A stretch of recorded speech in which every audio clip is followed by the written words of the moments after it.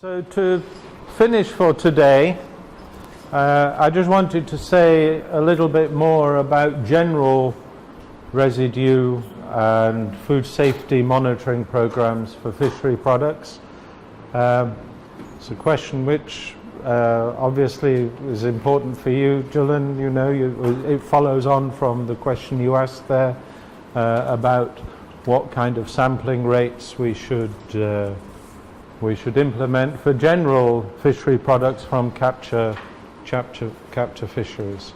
And there is a requirement, of course, for monitoring more generally of the food safety conditions of the products which we are responsible for controlling. Generally, in terms of establishing these monitoring programs, our objectives are firstly to give us some information about the extent to which different hazards are present in the fishery products which we're controlling. So we want to assess whether those products are indeed under control, and to try to identify some of the factors which determine whether or not a product might be hazardous or non-compliant. So what are the spatial distribution factors? What are the sectoral distribution factors which we can link to the presence or absence of hazards? Because this then allows us to say something about the way in which we should allocate control resources, so that we can put more effort on controlling those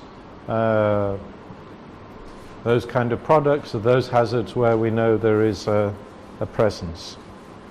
And this can also then provide us with data for risk assessment, because once we know the level of a particular hazard in a supply chain, we can start to say something about the amount of this hazard which is consumed by people, providing that we know something also about the food consumption habits. And it's important to note that generally, when we're talking about monitoring, this is not the same as official control. Okay, when we're talking about monitoring, the question we are asking is our control system working? So if we see high levels of certain contaminants, or high levels of pathogens, or high levels of histamine in products which we're sampling and testing in our monitoring program, we know that there's something wrong with the control systems. Okay. So monitoring is not the same as official control. Then when we're designing and implementing these monitoring programs, we have to think about, okay, how we sample, how many samples? And it's the question that we discussed a few minutes ago. We try to undertake as much as possible targeted sampling. So we stratify our sampling rates so that we tend to focus more on the known risks, where we think there could be non-compliances, because we need to better understand those areas. We have to put the resources into those areas than into areas where we know there are no hazards. What is the point of sampling and testing for histamine in species of fish which do not produce histamine, for example? And sometimes we see that happening. You know, we see people sampling and testing everything for all parameters. And this is, of course, pointless. It's a waste of time and demonstrates a lack of understanding. We should use screening tests. Very useful. Use rapid methods when we're doing monitoring exercises, because we can use this to bring in larger numbers of samples, and then you only move to your more accurate and more expensive tests on those samples where your screening exercise has shown that there is a non-compliance or a higher level than you are comfortable with. And if you understand correctly the performance criteria of your screening test, in other words, you know the data which defines the limits of detection, the limits of quantification, the standard errors, the rate of false positives, the rate of false negatives. If you have that data for your screening test, you can readily set levels in a cascade of different analytical methods on the same parameter, whereby if you see something which approaches a level where you may have a degree of concern, you then select that sample for going forward to the next round of analysis by, say, the official method. So you might use ELISA for your screening, and then you have a GLC method for final testing of any samples which are flagged up as potentially non-compliant by ELISA. So by an intelligent structuring of your sampling plan and using rapid methods as a screening process, you can actually have a very efficient but informative monitoring program. Try also to ensure that you have time series data that you can compare between one period and the next period, because it's very interesting and very useful to monitor over time changes in various hazards. And providing that your sampling is comparable, that you have similar characteristics, similar procedures, similar sample preparation and handling methods, then you can retain a comparability between different periods of testing. And that will give us useful time series data to understand how a hazard is changing over time from one period to the next. Monitoring is often contracted as an entirety to external bodies, both the sampling and the testing. It's one area where you don't have to be so particular about the relationship between the person sampling and the person doing the testing, because this isn't going to control. This is not official control. This is a study, essentially, where we are trying to understand the data. So it doesn't really matter if we have the analyst knowing the origin of the sample, because it has no consequences in terms of prosecutions or refusing certificates or things like that. It's purely a monitoring exercise.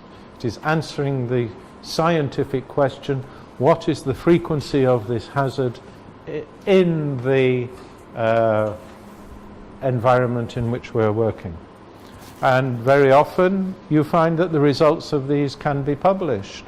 Okay, not with the name and source of the provider of the sample, but it is very useful for anybody working in the food safety area, for academics, inspectors, risk managers, to have access to this data. So we find quite often that residue monitoring and hazard monitoring test results are published as an annual study, and that is then available for everyone.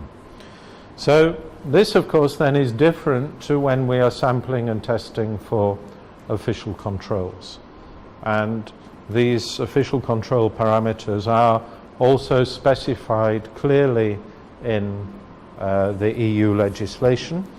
And generally, when we go through the annex of regulation 854 on official controls of products of animal origin, which sets out what we as competent authority inspectors should be doing to enforce the EU legislation.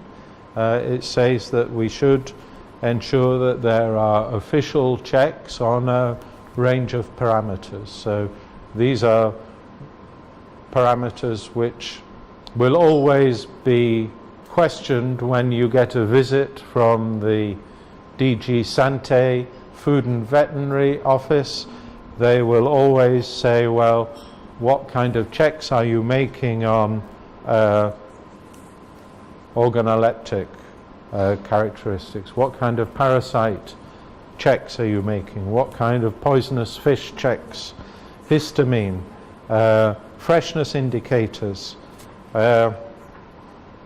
including still, bizarrely, and we don't really understand why, they still ask for total volatile basic nitrogen, which is not it's not really a meaningful indicator for many of the species that we're dealing with in tropical waters. And asking for checks on microbiological status and residues and contaminants. So these are the kind of things that you need to be undertaking in the way of official controls. And of course, this means that for the most part, more or less, you need to have access to laboratories which can perform tests on these parameters according to official methods. Okay, not so much for organoleptic and parasites and poisonous fish, which you're doing more or less at the point somewhere in the supply chain. But for the other chemical parameters, you need access to official methods conducted in accredited laboratories. And the DG Sante will always ask for evidence that these tests are performed adequately, and indeed will visit the laboratories and check that the official methods are being used and go into the details of the testing methods and the accreditation of the laboratory accordingly. Let's not forget the requirements surrounding bivalve mollusks, which are a special case because of the high-risk nature of filter feeding molluscan shellfish.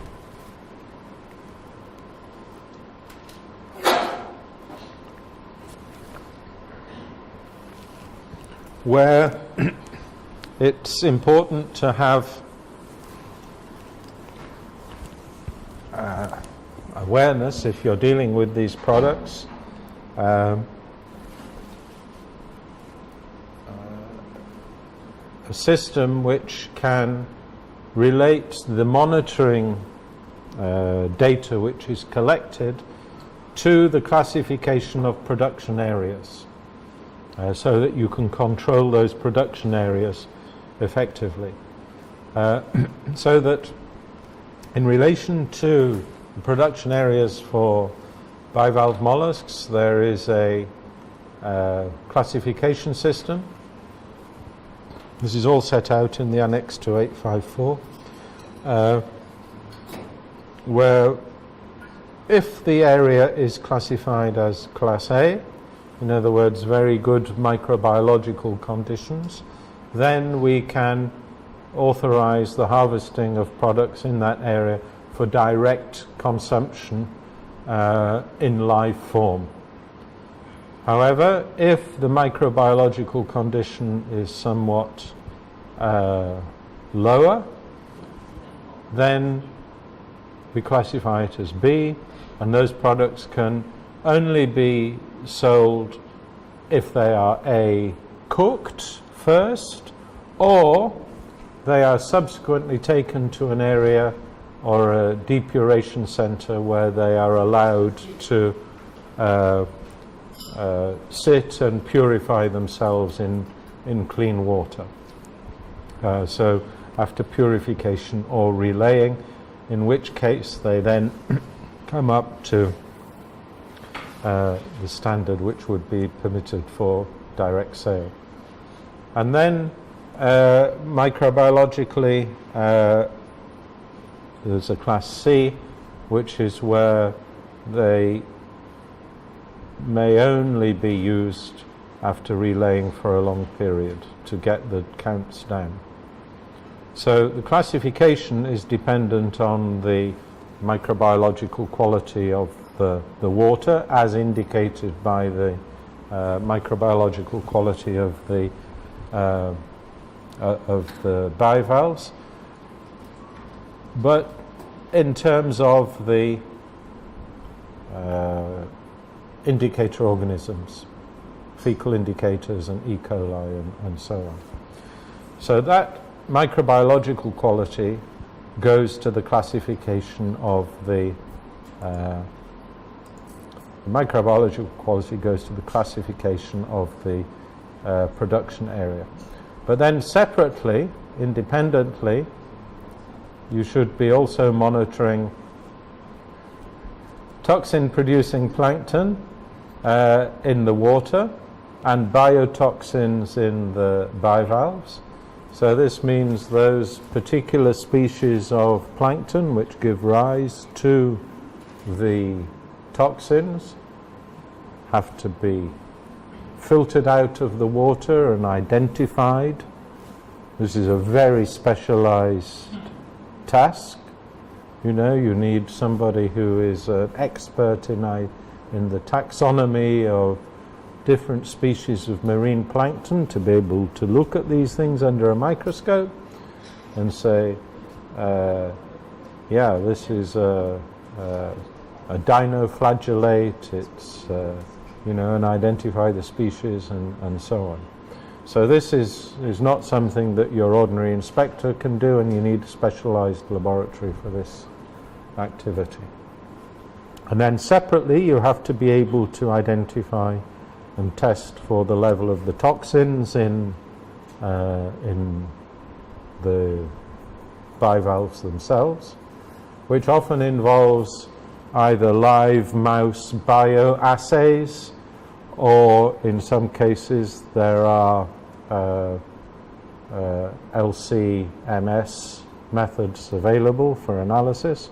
But in many cases there are no such tests. It has to be a live mouse bioassay. So these also are not such easy tests to conduct. You need live mice and to be set up for that kind of testing. And then of course you have your chemical contaminants, also applicable as in other fish, things like your PCBs and dioxin-like PCBs, your heavy metals, and so on. And however, and more or less, there are requirements within this regulation which also apply to not just bivalve mollusks, but live echinoderms, in other words, sea urchins, live tunicates, which are sea cucumbers, and marine gastropods, which includes our beloved conch, whether you eat it cooked or raw.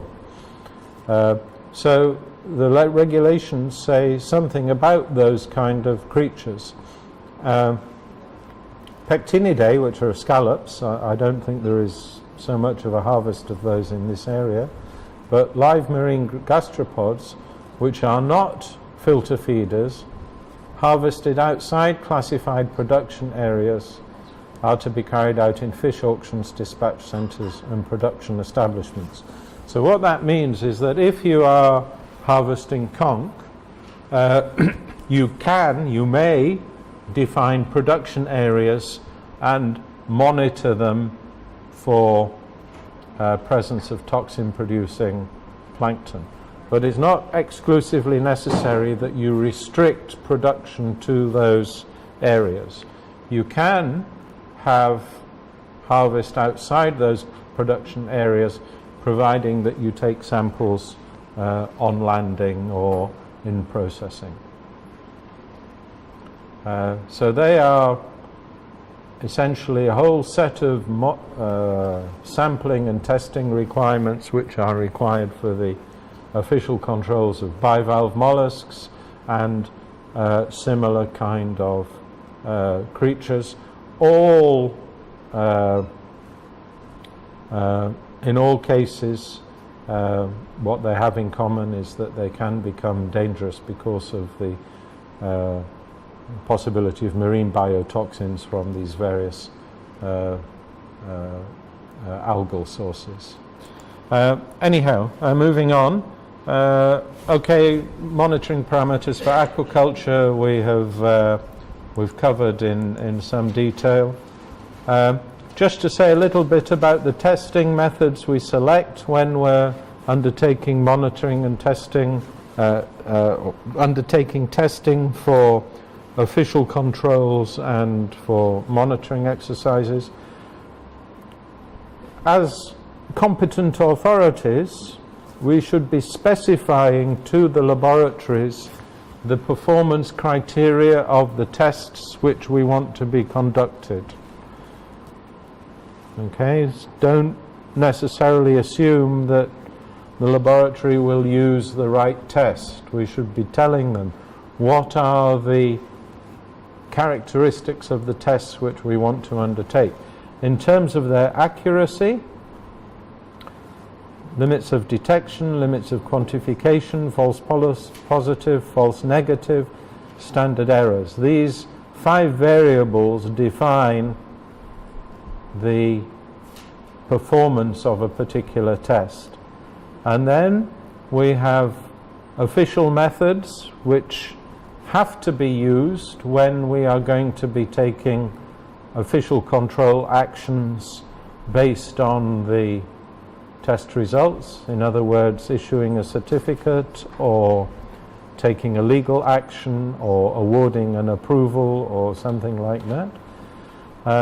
And these official methods are typically much more accurate. They have better performance, but they are more expensive to undertake. Therefore, it is often the case that where we can, we should use screening methods, because these tend to be quicker and cheaper, and that's why we use ELISA and other test kits, but they have to be used in an intelligent way with knowledge of these performance criteria, so that we bring to a minimum the possibility that in screening we do not pass forward for analysis samples which are subsequently proved to be not out of specification, or on the other hand that we do not eliminate from subsequent analysis samples which could have higher levels of whatever parameter we're looking for. So this has to be done with a degree of care and knowledge, and taking into account the final use of the data. What are we going to use the test result for? Because this will always inform the testing method which we choose. So some examples of screening tests that we sometimes use: histamine, ciguatera. You can get tests for bacterial toxins, allergens. They all have various degrees of performance criteria. Ciguatera testing using rapid methods, using ELISA.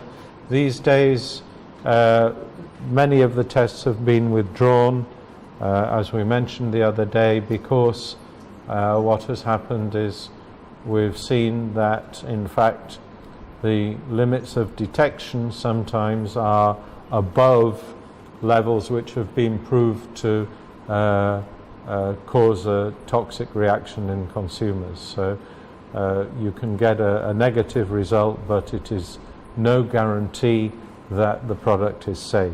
So in effect, they become rendered useless. Although there are still one or two on the market in different parts of the world, and I'm not quite sure what the status of those is.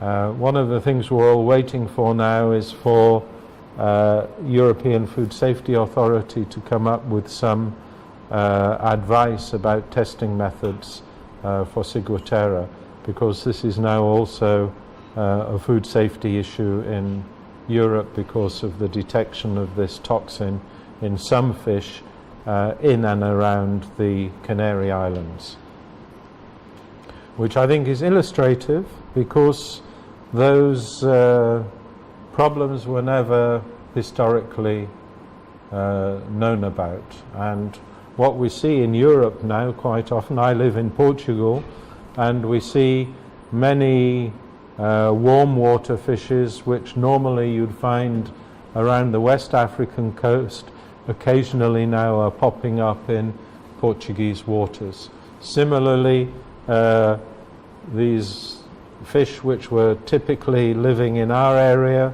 and you would never find around Britain or Ireland now are popping up in those regions. So we're seeing, as climate change and seawater temperatures change, that the marine ecosystem is on the move. So we have to be careful that things which are related to that are properly monitored. Don't forget the importance of epidemiological data. There should be in place information systems, reporting systems, so that when there is a foodborne disease outbreak which concerns fish, that you get to know about it. It's not good enough to find out weeks later or to read in the newspaper that somebody got ill from ciguatera or histamine. You should be informed directly, so that means relevant diseases and conditions should fall within the definition of notifiable diseases. Most public health legislation will have a concept of a notifiable disease, and foodborne diseases should be included within that. And there should be procedures and forms and defined steps which clinicians should go through when they identify those particular food safety problems in a patient. And of course they should be trained, and the system should be disseminated, and information about what to do, contact names, forms, procedures, all defined, and everybody involved in that system should be trained and be aware of what the steps they have to take should be, so that as a competent authority you can follow up outbreaks or suspected outbreaks to identify the nature of the hazard, identify the agent, identify the sources, and take corrective actions, because maybe you can do something to stop a continued supply of dangerous products to the market. And if they happen to be a food handler and it is a transmissible disease, if it is something to do with salmonella or something like that, they can be prevented from working in positions where they might pass it on to other people. And then the other reason why we need epidemiological data is for risk assessment, for some of these activities to be able to focus our resources more accurately on those particular problems. Be aware that there are international sources of information which we can also tap into, such as the InfoSan network, which is operated by the World Health Organization. Most countries should have an InfoSan contact point, and the InfoSan network has a central monitoring of food safety events. So when there is an outbreak in one part of the world, it is reported by the InfoSan contact point in that country to InfoSan, and then it's distributed to other countries which may have an interest in that event. So, for example, if a product which is subject to a food safety hazard has unfortunately been released into international trade, then this is one means through this network that other countries which may receive that product can be informed of the possibility of a non-compliant product being presented to them for import. So sharing alerts on urgent issues, and also through the InfoSan network there are FAO and WHO have emergency response teams, which in the case of big outbreaks, whether which may have international implications, then they can mobilize technical assistance to come and help countries deal with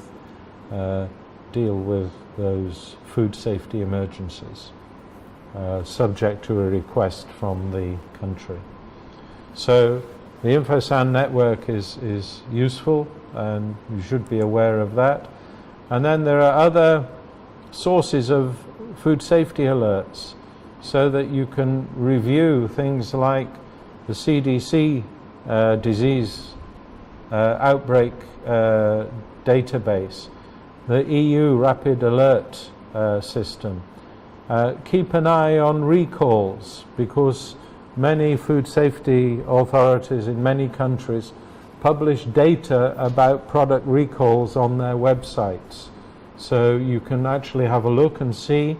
These are not forced recalls, these are where companies, food business operators themselves may have identified a food safety problem in their product and have announced a recall.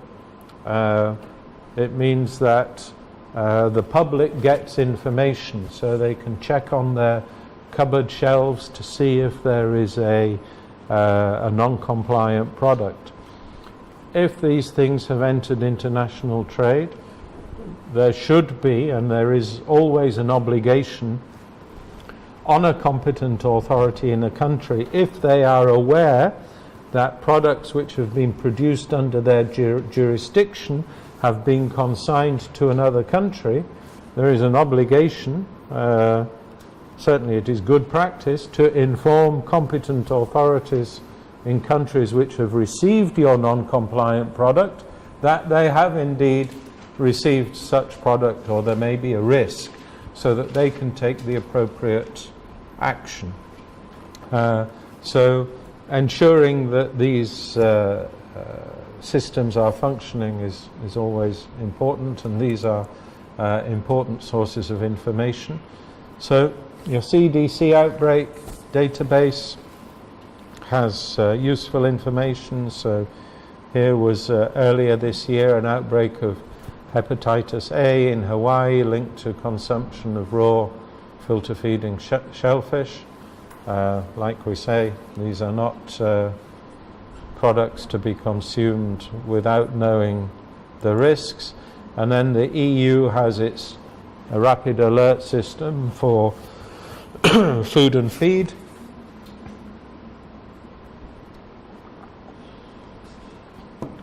Where we can review border control rejections by the EU of all products for all reasons, and there is a portal where you can actually enter in the country or the product or the kind of problem you're interested in and query their database and get results. So for example, you can select different countries and look, and fishery products, and look what the EU has been rejecting during the last, or during any period. I think this goes back to about 15 years now worth of data. So the Rapid Alert Portal is also a very interesting source of knowledge about different hazards. And then the FDA also has its own database of recalls, market withdrawals and safety alerts in a similar way, which you can review. So there are other sources of information which can be of use. As a competent authority, you are, as part of your remit, part of your role, to be aware of what's going on in the world. It's not just a question of looking in at your industry. You have to be looking out as well and be aware what products are circulating in international trade and what are the risks and hazards associated with them.